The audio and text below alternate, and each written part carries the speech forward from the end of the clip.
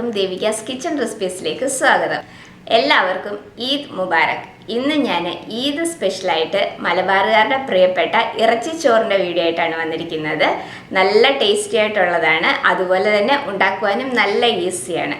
അപ്പോൾ നമുക്കിത് എങ്ങനെയാണെന്ന് നോക്കാം. നമുക്ക് ഇറച്ചിച്ചോറ് ഉണ്ടാക്കാം. അതിന് വേണ്ടിയിട്ട് ഞാനിവിടെ 1/2 കിലോ ബീഫാണ് എടുത്തിരിക്കുന്നത്. നന്നായിട്ട് ക്ലീൻ ചെയ്തെടുത്ത് വെച്ചിട്ടുണ്ട്. ഇതിപ്പോൾ ഞാൻ എല്ലോട് കൂടിയിട്ടുള്ള കഷ്ണങ്ങളാണ് എടുത്തിരിക്കുന്നത്. അപ്പോൾ ഇതുപോലെ എല്ലോട് കൂടിയിട്ടുള്ള കഷ്ണങ്ങളാകുമ്പോഴാണ് കുറച്ചും കൂടെ നല്ല ടേസ്റ്റ് ഉണ്ടാവുക. ബീഫ് ഇഷ്ടമില്ലാത്തവർക്ക് ഈ സെയിം റെസിപ്പി തന്നെ നിങ്ങൾക്ക് ചിക്കനിലോ മട്ടനിലോ വേണമെങ്കിൽ ഉണ്ടാക്കിയെടുക്കാം.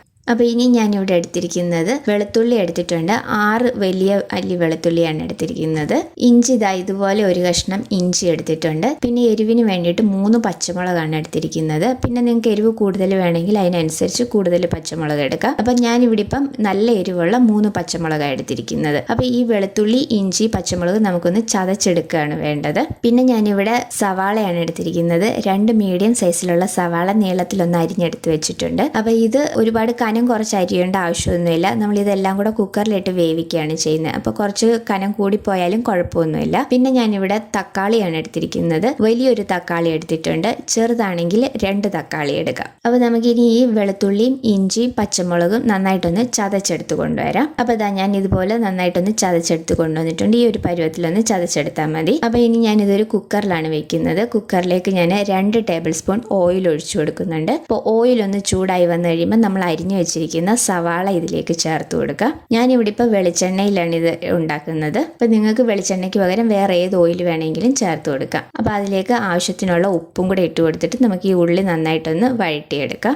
ഉള്ളി ചെറുതായിട്ടൊന്ന് വാടി വന്നു കഴിയുമ്പോൾ ഇതിലേക്ക് നമ്മൾ ചതച്ച് വെച്ചിരിക്കുന്ന ഇഞ്ചി, വെളുത്തുള്ളി, പച്ചമുളകും കൂടെ ചേർത്ത് കൊടുക്കാം. അപ്പോൾ ഇനി നമ്മൾ ഇഞ്ചി, വെളുത്തുള്ളി, പച്ചമുളക് ഇതിലേക്ക് ചേർത്ത് കൊടുക്കുകയാണ്. അപ്പോൾ ഇതിലേക്ക് നമ്മൾ എരിവിന് വേണ്ടിയിട്ട് പച്ചമുളകാണ് ചേർക്കുന്നത്. മുളക് പൊടി വളരെ കുറച്ച് അളവിൽ മാത്രമേ ഇതിലേക്ക് നമ്മൾ ചേർക്കുന്നുള്ളൂ. അപ്പോൾ നമുക്ക് എത്ര എരിവ് വേണോ അതിനനുസരിച്ചുള്ള പച്ചമുളക് ചേർത്ത് കൊടുക്കണം. അപ്പോൾ ഇത് ചെറുതായിട്ടൊന്ന് വഴന്നു കഴിഞ്ഞപ്പോൾ നമുക്കിനി തക്കാളിയും കൂടി ഇതിലേക്ക് ചേർത്ത് കൊടുക്കാം.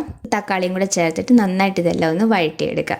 തക്കാളി നന്നായിട്ട് വഴന്ന് നന്നായിട്ട് ഉടഞ്ഞു വന്നതിന് ശേഷമാണ് നമ്മൾ ഇതിലേക്കുള്ള പൊടികളൊക്കെ ചേർത്ത് കൊടുക്കുന്നത്. അപ്പോൾ ഇനി നമുക്കിതിലേക്ക് കുറച്ച് കറിവേപ്പിലയും കൂടെ ഇട്ട് കൊടുക്കാം. ഇപ്പോൾ നമ്മുടെ തക്കാളിയൊക്കെ നന്നായിട്ട് വഴന്ന് ഉടഞ്ഞു വന്നിട്ടുണ്ട്. അപ്പോൾ ഇനി നമുക്കിതിലേക്ക് പൊടികളൊക്കെ ചേർത്ത് കൊടുക്കാം. ഫ്ലെയിം നന്നായിട്ട് കുറച്ച് വെച്ചതിന് ശേഷം ഇതിലേക്ക് മഞ്ഞൾപ്പൊടി ചേർത്ത് കൊടുക്കാം. 1/2 ടീസ്പൂൺ മഞ്ഞൾപ്പൊടി ചേർത്ത് കൊടുക്കാം. ഇനി ഇതിലേക്ക് മല്ലിപ്പൊടിയാണ് ചേർത്ത് കൊടുക്കുന്നത്. 2 ടീസ്പൂൺ മല്ലിപ്പൊടി ചേർത്ത് കൊടുക്കാം. 1 ടീസ്പൂൺ മുളക് പൊടി, 1 ടീസ്പൂൺ ഗരം മസാലപ്പൊടി, 1/2 ടീസ്പൂൺ മീറ്റ് മസാലപ്പൊടി. പൊടികൾ ഇത്രയാണ് ചേർത്ത് കൊടുക്കുന്നത്.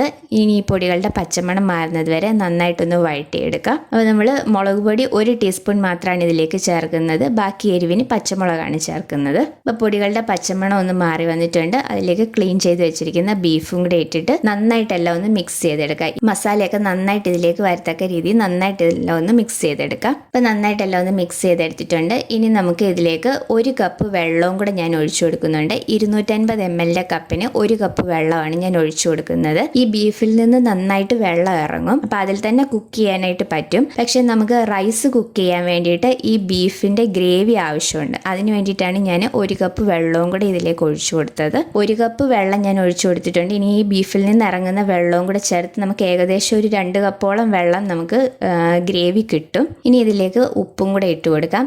നമ്മൾ ആദ്യം ഉള്ളി വഴറ്റാൻ വേണ്ടിയുള്ള ഉപ്പ് മാത്രമേ ചേർത്തിട്ടുണ്ടായിരുന്നുള്ളൂ. ബീഫിലേക്ക് ആവശ്യത്തിനുള്ള ഉപ്പും കൂടെ ചേർത്ത് കൊടുത്ത് നന്നായിട്ടെല്ലാം ഒന്ന് മിക്സ് ചെയ്തതിന് ശേഷം നമുക്കിത് അടച്ചു വെച്ച് മീഡിയം ഫ്ലെയിമിൽ 4 വിസിൽ വരുന്നത് വരെ ഒന്ന് കുക്ക് ചെയ്തെടുക്കാം. ഇവിടെ കിട്ടുന്ന ബീഫ് പെട്ടെന്ന് തന്നെ വേവുന്നതായതുകൊണ്ടാണ് ഞാൻ മീഡിയം ഫ്ലെയിമിൽ 4 വിസിൽ വെക്കുന്നത്. നാട്ടിൽ കിട്ടുന്ന ബീഫിന് വേവ് കൂടുതലുണ്ടെങ്കിൽ അതിനനുസരിച്ച് കൂടുതൽ സമയം എടുക്കും കുക്കിംഗ് ടൈം. അപ്പോൾ ഇതിനെ അടച്ചു വെച്ച് കുക്ക് ചെയ്യാം.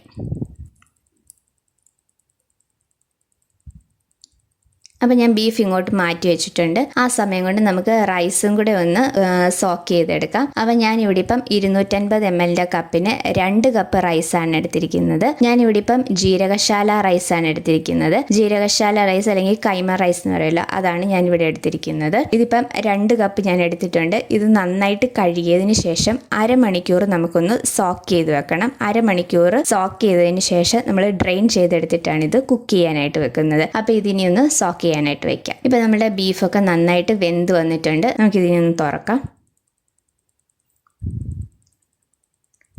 അപ്പോൾ അതാ നമ്മുടെ ബീഫൊക്കെ നന്നായിട്ട് വെന്ത് വന്നിട്ടുണ്ട്. അപ്പോൾ നമ്മൾ ഒഴിച്ച വെള്ളം കൂടാണ്ട് ആ ബീഫിൽ നിന്നും കുറച്ച് വെള്ളം ഇതിലേക്ക് ഇറങ്ങിയിട്ടുണ്ട്. അപ്പോൾ ഈ ബീഫിൻ്റെ കഷ്ണങ്ങൾ നമ്മളൊന്ന് കോരി മാറ്റിയതിന് ശേഷം ഗ്രേവി എത്ര ഉണ്ടോ എന്നുള്ളത് നമുക്കിതൊന്ന് മെഷർ ചെയ്തെടുക്കണം. അപ്പോൾ നമുക്ക് ഈ ബീഫിൻ്റെ കഷ്ണങ്ങൾ ഇതിൽ നിന്നൊന്ന് കോരി മാറ്റി വെക്കാം.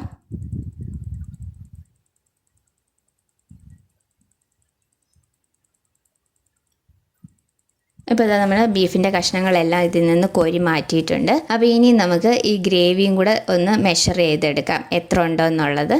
അപ്പോൾ ഞാൻ 250 ml കപ്പ് തന്നെയാണ് എടുത്തിരിക്കുന്നത്. ചൂടായത് കാരണം ഞാൻ സ്റ്റീലിൻ്റെ കപ്പ് എടുത്തതാണ്. നമ്മൾ ആദ്യം വെള്ളം ചേർത്തിരുന്ന കപ്പിൻ്റെ ആ സെയിം അളവ് തന്നെയാണ് ഈ കപ്പിനും. 250 ml ആണ്. അപ്പോൾ നമുക്ക് 2 കപ്പ് ഗ്രേവിയാണ് മൊത്തത്തിൽ കിട്ടിയിരിക്കുന്നത്. 250 ml കപ്പിന് 2 കപ്പ് ഗ്രേവിയാണ് നമുക്ക് കിട്ടിയിരിക്കുന്നത്. അപ്പോൾ നമ്മൾ റൈസ് എടുത്തിരിക്കുന്നത് 2 കപ്പാണ്. 250 ml കപ്പിന് 2 കപ്പ് റൈസാണ് എടുത്തിരിക്കുന്നത്. അപ്പോൾ നമുക്ക് റൈസ് കുക്ക് ചെയ്യാനായിട്ട് 4 കപ്പ് വെള്ളം വേണം. അപ്പോൾ 2 കപ്പ് ഗ്രേവി ഇപ്പം കിട്ടിയിട്ടുണ്ട്. ഇനി 2 കപ്പ് വെള്ളവും കൂടെയാണ് നമുക്ക് റൈസ് കുക്ക് ചെയ്യാനായിട്ട് വേണ്ടത്. അപ്പോൾ ഇനി നമുക്ക് റൈസിന് ആവശ്യത്തിനുള്ള സവാള ഞാൻ എടുത്തിട്ടുണ്ട്. ചെറിയൊരു സവാള നീളത്തിലൊന്ന് സ്ലൈസ് ചെയ്തെടുത്ത് വെച്ചിട്ടുണ്ട്. പിന്നെ ഞാൻ ചെറിയൊരു പിടി മല്ലിയില എടുത്തിട്ടുണ്ട്. ചെറിയൊരു പിടി പുതിനയില എടുത്തിട്ടുണ്ട്. ഇത് രണ്ടും ചോപ്പ് ചെയ്തെടുത്ത് വെച്ചിട്ടുണ്ട്. ഇത് ഇത്രയും നമുക്ക് റൈസിന് ആവശ്യമുള്ളതാണ്. അപ്പോൾ ഇനി റൈസ് കുക്ക് ചെയ്യാം. അതിന് വേണ്ടിയിട്ട് ഒരു പാൻ ചൂടാകുമ്പോൾ അതിലേക്ക് നമുക്ക് നെയ്യ് ചേർത്ത് കൊടുക്കാം. ഞാനിപ്പം 2 ടേബിൾ സ്പൂൺ നെയ്യാണ് ഇതിലേക്ക് ചേർത്ത് കൊടുത്തിരിക്കുന്നത്. 1 ടേബിൾ സ്പൂൺ ഓയിലും കൂടെ ഇതിലേക്ക് ചേർത്ത് കൊടുക്കാം. ഇനി ഇതിലേക്ക് ചെറിയ 2 പീസ് ബേ ലീഫ്, 1 കഷ്ണം പട്ട, 3 ഏലയ്ക്ക, 5 ഗ്രാമ്പു, ഇത് ഇത്രയാണ് ഞാൻ ഇതിലേക്ക് ചേർത്ത് കൊടുക്കുന്നത്. ഇപ്പോൾ സ്പൈസസ് കൂടുതലായിട്ട് ചേർക്കേണ്ട ആവശ്യമില്ല, കാരണം നമ്മൾ ബീഫ് കുക്ക് ചെയ്തപ്പോൾ ഓൾറെഡി സ്പൈസസ് ഒക്കെ ചേർത്തതാണ്. അപ്പോൾ ആ സ്പൈസസ് ഒന്ന് മൂത്ത് വന്നു കഴിയുമ്പോൾ നമ്മൾ അരിഞ്ഞു വെച്ചിരിക്കുന്ന സവാളയും കൂടെ ഇതിലേക്ക് ഇട്ടിട്ട് ഒന്ന് വഴറ്റിയെടുക്കാം. അപ്പോൾ സവാള ഒന്ന് മൂത്ത് വന്നു കഴിയുമ്പോൾ നമ്മൾ കുക്ക് ചെയ്ത് മാറ്റി വെച്ചിരിക്കുന്ന ബീഫും കൂടെ ഇതിലേക്ക് ചേർത്ത് കൊടുക്കാം. അപ്പോൾ ഇനി നമുക്ക് ഈ ബീഫും കൂടെ ഇതിലേക്ക് ചേർത്ത് കൊടുക്കാം.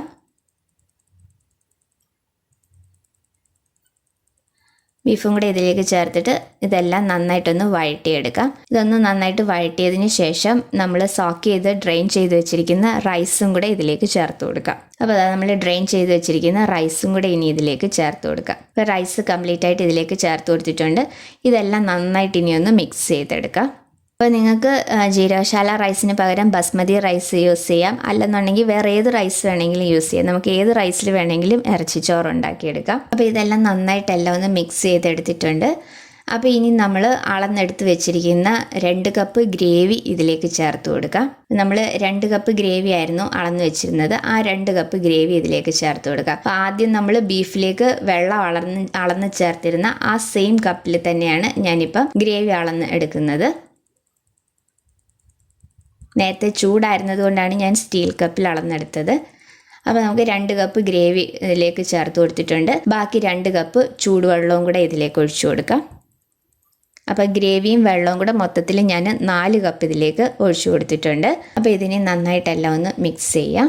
ഇനി നമുക്ക് റൈസിലേക്ക് ആവശ്യത്തിനുള്ള ഉപ്പും കൂടെ ചേർത്ത് കൊടുക്കാം. നമ്മൾ ആദ്യം ബീഫ് വേവിച്ച സമയത്ത് ഉപ്പ് ചേർത്തിട്ടുണ്ടായിരുന്നു. അപ്പോൾ അതിൻ്റെ ഗ്രേവിയിലും ആ ബീഫിലും ഒക്കെ അതിൻ്റെ ഉപ്പുണ്ട്. അപ്പോൾ അതിനനുസരിച്ച് വേണം ഉപ്പ് ചേർക്കാനായിട്ട്. പിന്നെ റൈസിൽ കുറച്ച് ഉപ്പ് മുന്നിട്ട് നിന്നെങ്കിൽ മാത്രമേ കുക്കായി വരുന്നുണ്ടെങ്കിൽ ആവശ്യത്തിനുള്ള ഉപ്പ് കാണത്തുള്ളൂ. അപ്പോൾ അത് ശ്രദ്ധിച്ചിട്ട് വേണം നമ്മൾ ഉപ്പ് ചേർക്കാനായിട്ട്.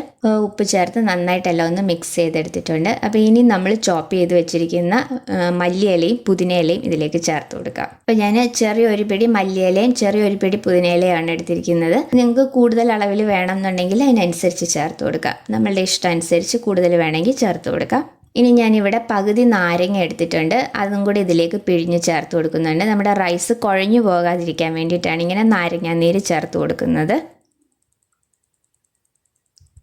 ഇപ്പോൾ നാരങ്ങാനീരും കൂടെ ചേർത്ത് നന്നായിട്ടെല്ലാം ഒന്ന് മിക്സ് ചെയ്തതിന് ശേഷം നമുക്കിത് അടച്ചു വെച്ച് കുക്ക് ചെയ്യാം. അപ്പോൾ ഇടയ്ക്ക് ഇത് തുറന്നിട്ട് ഒന്ന് ഇളക്കി കൊടുക്കണം.